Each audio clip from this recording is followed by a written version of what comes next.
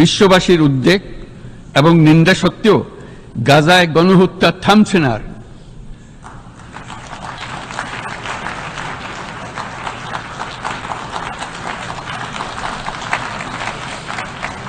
ফিলিস্তিনের মতো বিদ্যমান বাস্তবতা কেবল আরব কিংবা মুসলমানদের জন্যই উদ্বেগজনক নয়, বরং তা সমগ্র মানব জাতির জন্যই উদ্বেগের বিষয়।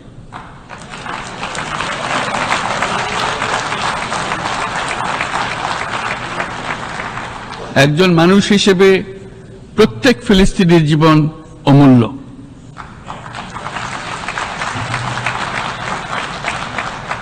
ফিলিস্তিনের জনগণের বিরুদ্ধে যে মানবতা বিরোধী অপরাধ হচ্ছে তার জন্য সংশ্লিষ্ট সকলকে দায়বদ্ধ করতে হবে।